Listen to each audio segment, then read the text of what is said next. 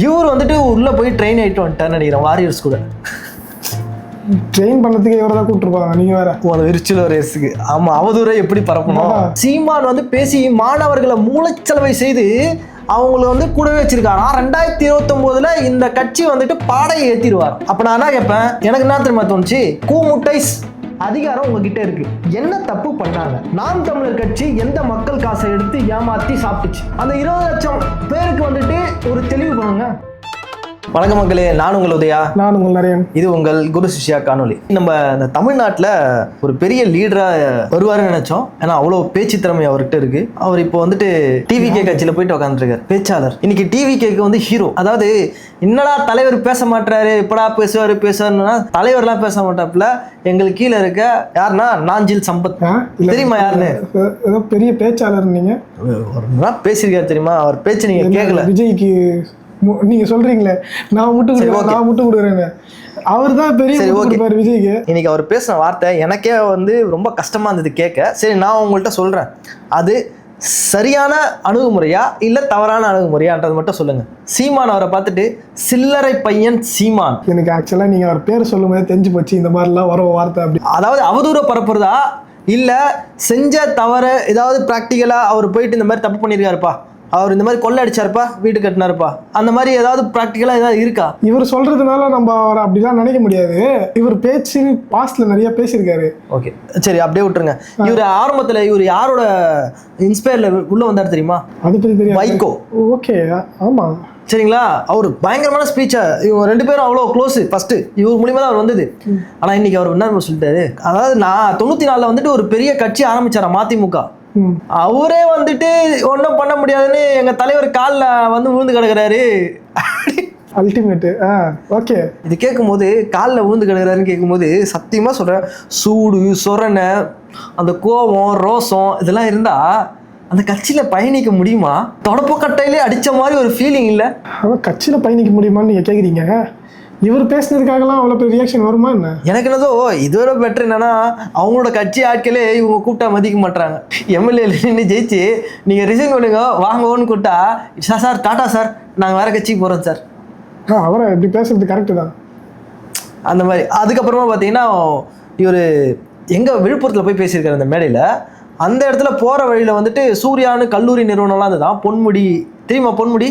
ஆமா, இந்த அவர் பொன்முடின்னு சொன்னாலே நம்மளுக்கு ஸ்ட்ரைக் ஆகுறது மண்டையில். என்ன சொல்லு, இந்த பஸ்ஸில் ஓசி பஸ். அந்த ஓசி பஸ் சொல்ற அந்த ஒரு ஓசி இன்னைக்கு என்ன சொல்லியிருக்காருன்னா, இவரும் 94 அரசியல்ல இருக்காருல்ல, யாரு நம்ம நாஞ்சில் சம்பத். அப்படியா? ஆமா, எனக்கு அவரை தெரிஞ்சது எப்பன்னா அந்த படத்துல வந்தாரு, எல்கேஜின்ற படத்துல. இல்ல ஒரு பழைய அரசியல்வாதி இவர். அதாவது திமுக திராவிட முன்னேற்ற கழகத்துல எல்லாம் ஒன்னா பயணிக்க சொல்ல அதாவது வைகோ வந்தார் பாத்தீங்களா, அவர் கூடவே இருந்து இவர் வந்தவர். யாரோட பணத்துல நீ வந்து வீடு அதாவது காலேஜ் எல்லாம் கட்டின? நீ கள்ளச்சாராயம் குடிச்சு ஒரு மூலையில கடந்தவனி, அதை குடிச்சிட்டு துட்டு கொடுக்க தெரிய வக்கில்லாதவனி, இன்னைக்கு இவ்வளோ பெரிய காலேஜ் யார் வீட்டு பணம்? மக்கள் பணத்துல கொள்ளடிச்சு காலேஜ் கட்டிக்கிறியா? அப்ப எனக்கு என்ன அவருக்கு எப்படி தெரியும்? அத கூட கள்ளச்சாராயம் அடிச்சு காசு கொடுக்காம இருந்தா அப்படின்னு அவருக்கு எப்படி தெரியும்? அந்த காசு வாங்கி தானே பேச்சு பேசின. பொன்முடினாத வேணிவாப்ல, என்கிட்ட இவ்வளோ காசு வாங்கிட்டு நீ எவ்வளோ பேசின, இப்போ லாட்ரி சீட்டு காசு வேற, எவ்வளோ பேசுவ, பேசு. இல்ல அப்படி திங்க் பண்ணுவார். ஓகே, நான் என்ன நினைக்கிறேன், நீயும் அன்னைக்கு என் கூட தானே இருந்த பக்கத்துல. அது எனக்கு தெரியாது, அந்த அவதூறு நம்ம பேச முடியாது. ஆனால் நான் என்ன சொல்ல வரேன்னா, இன்னைக்கு சும்மாலாம் பேச மாட்டீங்களா? எங்கே போனாலும் வேலை 8 மணி நேரம் வேலை செஞ்சாலும் சம்பளம் வரும், பொழப்பு நடத்த முடியும். இன்னைக்கு நீங்கள் பேசினா தானே அந்த பொழப்புக்கு. என்னை பொறுத்த வரைக்கும் அவர் பேசி தான் சம்பாதிச்சுட்டு இருக்காரு. ஆமா, அவரோட பொழப்பு தான் பேசணும். அதாவது இந்த விசில் அடிக்கும் அது பேர் எனக்கு தெரியாது, அதுக்கு மேல அப்படி சொல்லுவாங்கல்ல, அவங்களுக்கு வந்துட்டு ஹாப்பி வரணும்னு வச்சுக்கேன். இவர மாதிரி ஆட்கள்ல ஸ்டேஜ்ல வரணும். அவர் புறம்போக்கு மட்டும் தான் பேசுறாரு ஸ்டேஜ் ஃபுல்லா. எல்லா தலைவரையும் புறம்போக்கு சொல்லிட்டாரு. அதுலயும் ஆக்சுவலா அவர் கொஞ்சம் வயசானவர். அவர் ஸ்பீச் அவர் தான் அப்படிதான் பேசிட்டு இருக்காரு ரொம்ப நாளாவே. இருங்க, சரி, இப்போ இந்த நியூஸ் சேனல்லாம் வந்துட்டு இப்போ நீங்க சொல்ற மாதிரி அவர் பேச்செல்லாம் எடுத்துனா இவர் பேச்சு தான் இன்ட்ரோல் இருக்கு. எனக்கு அதான் புரியல. நீங்க நியூஸ் சேனலை பத்தி என்கிட்ட பேசாதீங்க. எனக்கு என்ன தோணுதுன்னா, இவங்கள மாதிரி ஆளை மட்டும் தான் கவர் பண்ணுவாங்க. டிவிகே வாரியர்ஸ்னாலே வஞ்சம், அதாவது அவதூறு, இதை பேசுறவங்க. இவர் வந்துட்டு உள்ள போய் ட்ரெயின் ஆயிட்டு வந்துட்டான்னு நினைக்கிறேன் வாரியர்ஸ் கூட. ட்ரெயின் பண்ணதுக்கு இவரை தான் கூப்பிட்டுருப்பாங்க. நீங்க வேற அந்த விர்ச்சுவல் ரேஸுக்கு. ஆமா, அவதூறை எப்படி பரப்பணும். அவதூறு கிளாஸ் நம்பர் 1 ட்ரெயின் ஆகிருக்காருல. அவதூறு கிளாஸ் நம்பர் 2 வாங்க கிளாஸ் எடுக்கிறோம். சரி, அதுக்கு அடுத்து பார்த்தீங்கன்னா பொன்முடி எப்படி பேசினாப்லையா அந்த ஆக்சுவலாக எனக்கு இப்போ தான் தோணுது, இவர் பேர் என்ன சொன்னீங்க? நாஞ்சில் சம்பத். நீங்கள் அந்த படம் பார்க்கல. அவரோட ரியோ கூட ஒரு படம் நடிச்சிருப்பாரு. அதில் அரசியல்வாதியாக இருப்பார், மினிஸ்டர். அவரது ஒரு ஃபேமஸ் டைலாக் ஒன்று இருக்குது. ரியோ வந்து கேட்பாரு, எப்படி ஐயா இவங்களுக்கு இப்படிப்பட்ட மக்கள் மத்தியில் எப்படி ஐயா நீங்கள் மினிஸ்டர் ஆகி பாலிடிக்ஸ் பண்ணுறீங்க அப்படின்னு. ஒரே ஒரு வார்த்தை தான், துப்புனா தொடச்சிக்குவேன். அது பெருமையாக சொல்லுவார் படத்தில்.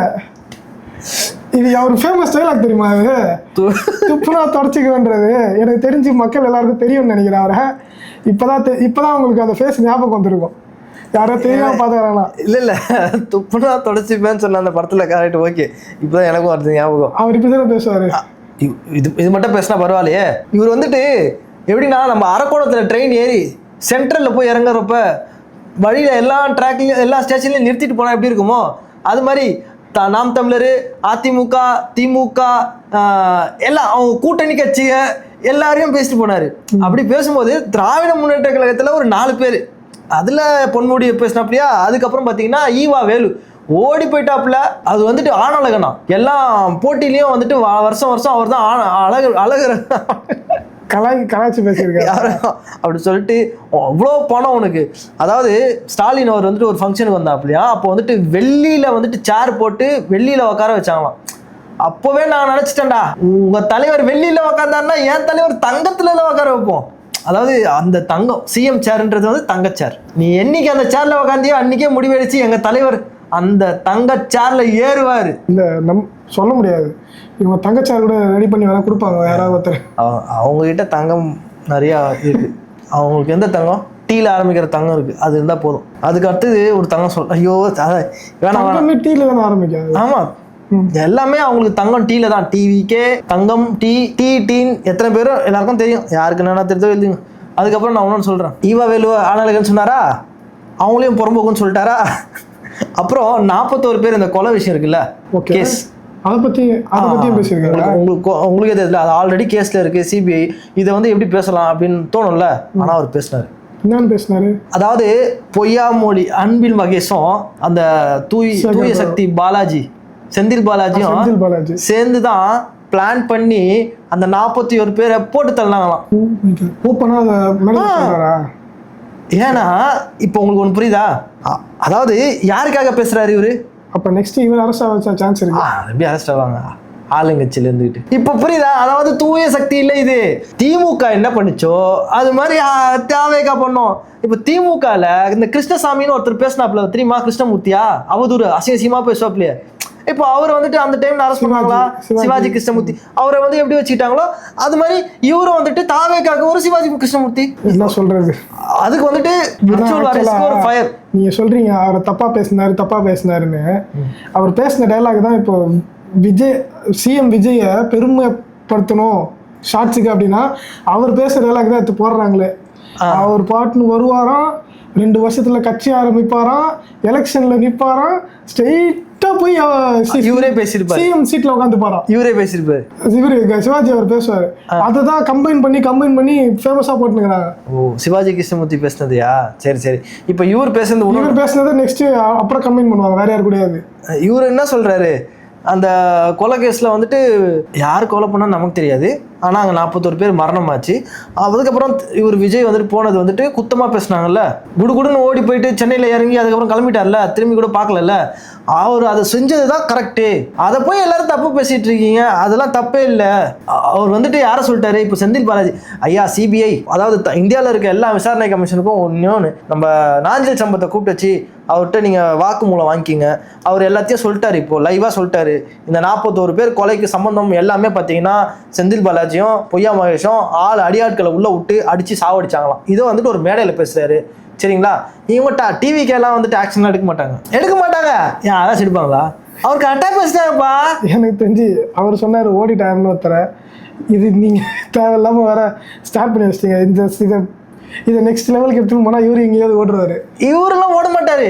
நீங்க வேற, உங்களுக்கு புரியல, இந்த அரசியல் வந்து வேற அரசியல். அதாவது சரி, எனக்கு ஒரு டவுட்டு.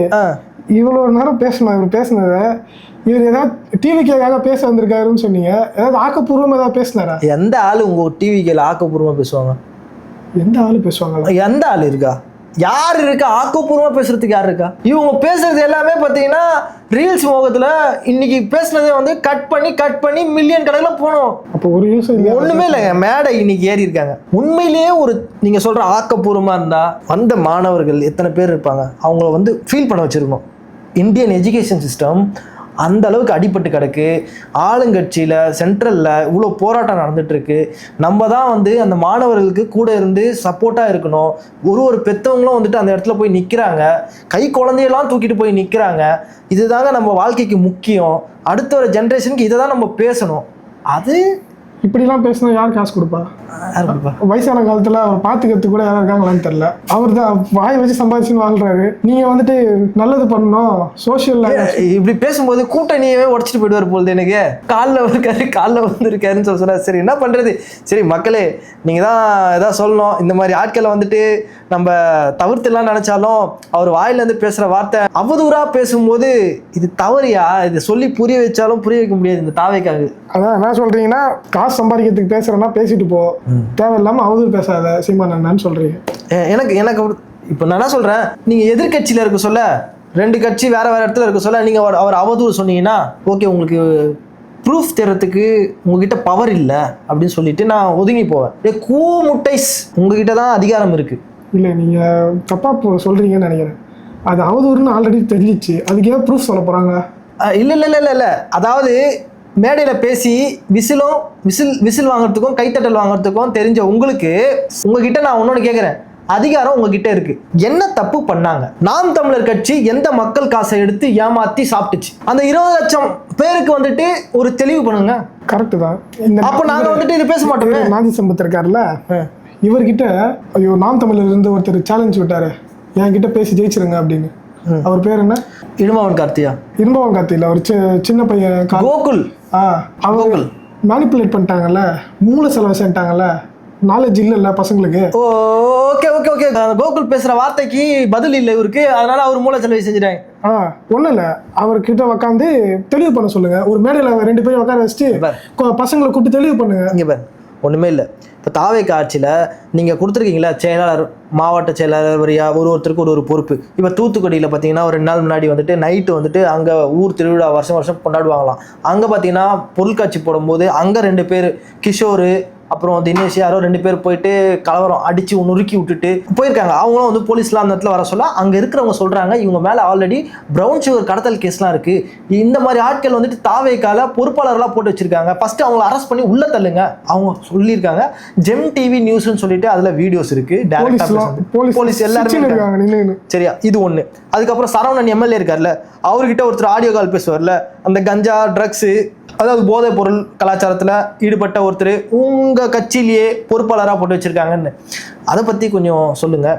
ஸோ பேசிகிட்டே போகலாம், தாவேக்காவை பற்றி நிறையா சொல்லணும்னா புகழ்ந்துக்கிட்டே போகலாம் எங்களுக்கு. ஆனால் நான் ஒன்று கேட்டுக்கிறேன், நீங்கள் திட்டுங்க, எல்லாரையும் திட்டுங்க, ப்ரூஃபை கொடுத்துட்டு திட்டுங்க. ஏன்னா நாங்கள் ஆட்சியில் இல்லை, நாங்கள் பேசுறது பொய்னா நீங்கள் கட் பண்ணி கிளிப்ஸ் எடுத்து போட தேவையில்ல. இப்போ நீங்கள் சொன்னீங்கல்ல, யாரோட காசில் வந்துட்டு கார் வாங்கினாரு, யாரோட காசுல வந்துட்டு வாடகை கட்டுறாரு, யாரோட காசுல வந்துட்டு ஸ்கூல் பார்த்தீங்கன்னா வந்துட்டு ஸ்கூல்ல போயிடுவேன், அவரோட பசங்களை வந்துட்டு அமெரிக்கன் ஸ்கூல்ல படிக்க வைக்கிறாரு, யாரோட காசுல வேற என்ன இருக்கு, வேற ஏதாவது சொல்லிட்டு இருக்காங்களா? இந்த இடம் வாங்கினாரு. அப்புறம் இப்போ ரீசெண்டா 1 கோடி திருவாமூர் பக்கத்துல ஏதோ ஒரு ஈசிஆர்ல பெரிய இடம் வாங்கியிருக்காங்க, 2.5 கிரவுண்ட் சென்ட் ஏதோ ஒன்று வாங்கியிருக்காங்க. அதெல்லாம் சொல்லுங்கயா. உண்மையிலேயே நீங்க தான் ஆட்சியில் இருக்கீங்க, எனக்கு புரியல. நீங்க வந்து எதிர்கட்சியா இல்லை வந்துட்டு பவர்லயே இல்லையா, ஒன்றும் புரியல. ஸ்டில் மேடையில் ஏறி அவதூறு பேசுற நீங்க ப்ரூஃபை வச்சுட்டு பேசிட்டு காமிச்சிட்டு டைரக்டா மக்கள்கிட்ட சொல்லுங்க. என்ன திரும்ப அதையே சொல்லிட்டு இருக்கீங்க? ப்ரூஃபை காமிச்சிட்டா அடுத்த இடத்துல பேச முடியாது அதை பத்தி. சரி ஓகே, ப்ரூஃபை காட்டலனா தான் அது அவதூறு. இன்னைக்கு ஒரு இடத்துல பேசுவாங்க, 2 நாள் கழிச்சு வேற இடத்துல பேசுவாங்க, இன்னொரு நாள் கழிச்சு இன்னொரு இடத்துல பேசுவாங்க. அது பேசிக்கிட்டே இருக்க முடியும். ப்ரூஃப் காமிச்சாங்கன்னா முடிஞ்சிச்சு, அவ்வளோதான். அவங்க ஆக்ஷன்லாம் எடுக்கணும், அதுக்கப்புறமேட்டு பேசக்கூடாது அதை பற்றி. இப்போ மக்கள் வந்து மூளை செலவு செய்யக்கூடாது, அறியாமையிலே வச்சுக்கணும். புரியுதா? மூளை செலவு செய்கிறாங்கன்னு அவங்க சொல்லுவாங்க, ஆனால் ஆக்சுவலாக செய்கிறதே அவங்க தான். அப்படியே ஒரு படத்தை போட்டு உட்கார வச்சுட்டு கூட வச்சுக்கணும். அதே மாதிரி மக்களுக்கு அது புரியணும். ஓகே மக்களே, இந்த காணொலி யார் மனசாவது புண்பட்டு இருந்ததுன்னா தயவுசெய்து ஸ்கிப் பண்ணிவிட்டு நாளைக்கு ஒரு நல்ல காணொலி வரும், அதில் பாருங்கள். மீண்டும் ஒரு நல்ல வீடியோ திரும்ப சந்திப்போம். அதுவரை உங்களிடம் விடைபெறுவது உங்கள் உதயா மற்றும் உங்கள் நரேன். பாய்.